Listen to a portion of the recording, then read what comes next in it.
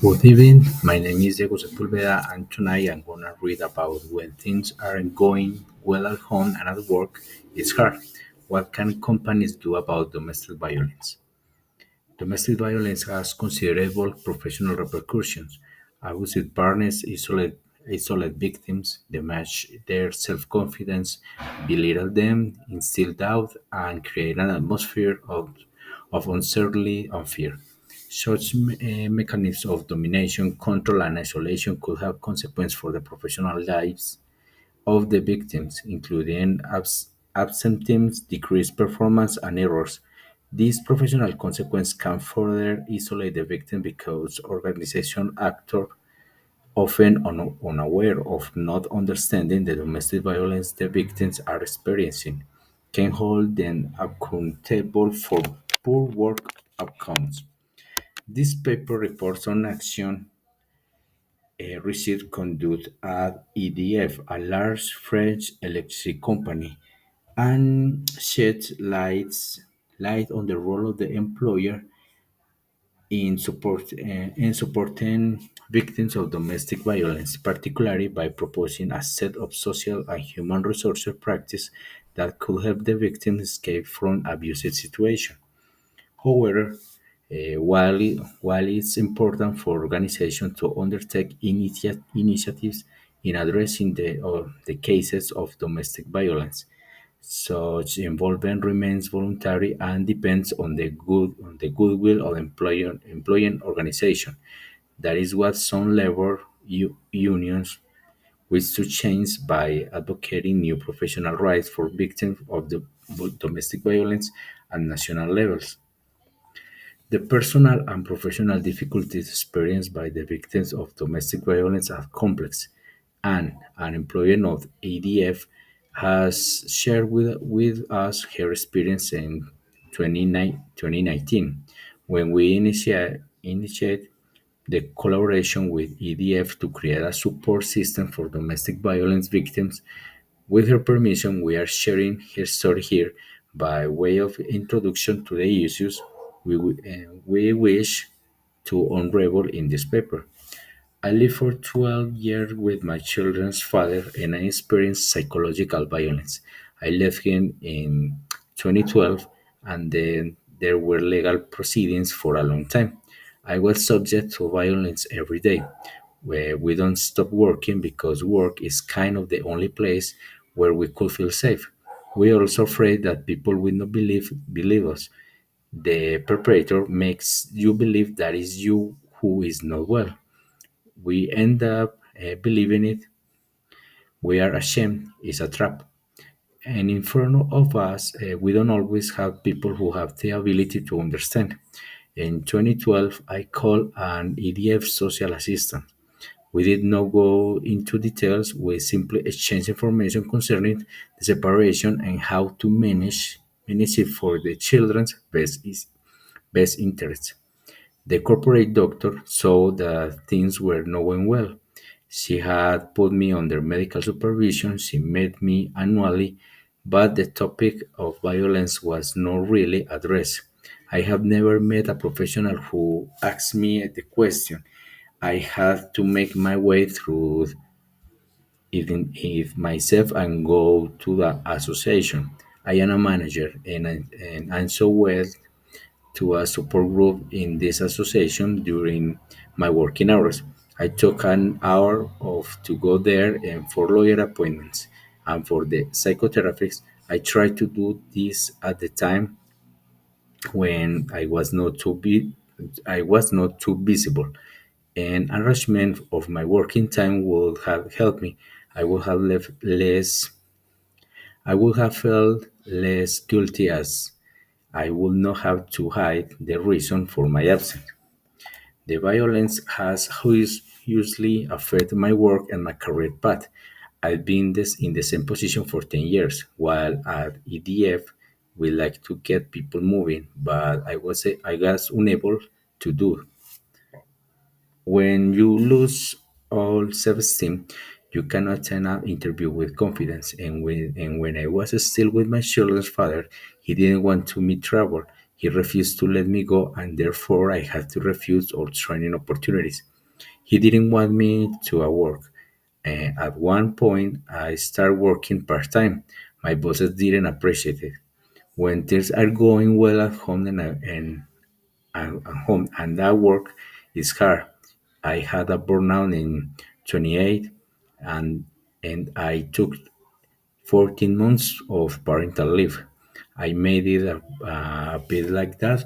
Then I passed to 18% for a few years and finally go back to 100% in 2012 when I separated. I had many absences. Sometimes I was out of the office for 2 or 3 weeks, two, 2 to 3 times a year. It's too complicated to deal with everything. At the same time, since we are less efficient, we are blamed for it. My children's father never came to my workplace. However, I had anonymous emails and anonymous phone calls. Maybe it was him who wanted to make sure that I was at work, that I was not doing anything else. The biggest problem of all were the professional trips. In some if sometimes I had one plane, in this case at the last moment he said, well, no you can't and also have to travel. I have to take care of the children. The training necessary required travel and often for several days. I managed to slip through the cracks without telling my manager why, but it was interpreted as a lack of investment. I put in place avoidance strategies in the company, which were seen as a lack of investment. It also generated a lot of fatigue and a lack of concentration problems, and so it affects productivity, and we are blamed for it at the end of the year. When you feel the urge to cry, often you have to be able to isolate yourself. I have an individual office, so sometimes I work with the door closed at the same time. And some days I didn't pick up the phone because you can hear from the voice when things are not going well. And at the same time, you don't want to let go of work because if you quit your job, there is nothing else left. I would have liked to have being asked the question. When I came back from a sick leave of 2 or 3 weeks, no one asked me the question. People at the office just say to themselves that you are depressed. I will say that the company will have to progress to train corporate doctors, and we don't necessarily have the reflex to meet a social assistant. I am lucky that my current manager has understood and made me do training on self-confidence.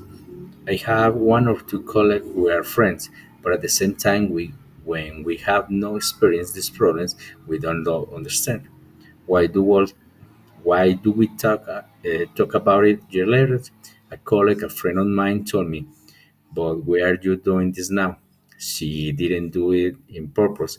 I don't blame her for. I don't blame her, but it's harsh."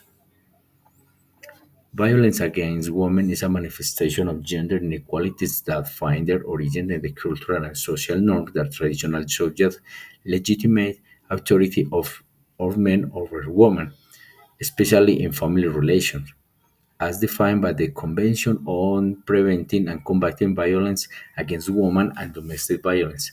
Violence against women is a manifestation of historically unequal power relations between women and men, which have led to domination over and discrimination against. EDF is a major producer or distributor of energy in France and in Europe. Europe. It's a French company that provides service all around the world and operates in the whole world, the whole value chain of energy production, transportation, distribution, commercialization, and trading. In French, EDF has around 65,000 employees. The core professional exercise at the ADF include engineering, production, commercial, negotiation, transportation, and distribution, as well as number support function, given predominantly. To complete this experience with EDF and to gain a wider perspective on the use of domestic violence and its professional consequences, We talked to Sophie Binet, the Secretary General of the CGT at the national level. She explained that nowadays the link between domestic violence and the work environment is unthought. Indeed, the first driver of the lasting emancipation of victims of violence is the work because it guarantees. The authors would like to thank Jan Inequeller and Sophie Binet for their contribution to this article and Mary Becker for helping in developing the questionnaire on the uses of domestic violence.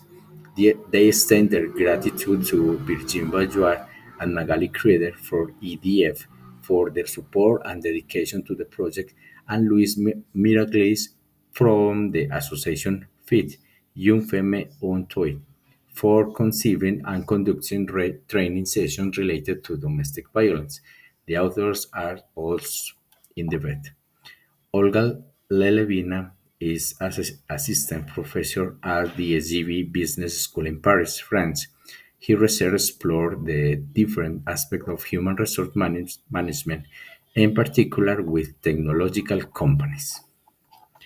Ok, este artículo pareció, cuando vi el título me pareció muy interesante porque muchas veces en nuestros ambientes de trabajo podemos percibir que una persona no está bien de ánimo, pero nunca lo llegamos a relacionar con, de pronto con algún problema de violencia doméstica. Y la violencia doméstica es algo que ocurre a nivel mundial. ¿Verdad? Nadie está exento de sufrir este tipo de violencia. Lo que creo que trata el artículo es de hacernos entender que se deben buscar espacios para hablar esos temas, así sea ayuda con terapeutas o inclusive con amigos y familiares, pero siempre hay que tener como la mente abierta y ser receptivos para este tipo de cosas, ya que no es, digámoslo, es muy difícil que una persona que sufra de violencia doméstica lo cuente a otras personas por el miedo a pensar de que está exagerando. Así que es bastante importante ser, digámoslo así, empáticos y tratar de entender que cada persona es un mundo diferente y tiene sus problemas, al igual que uno los tiene y que le gustaría ser escuchado. Así que muchas gracias.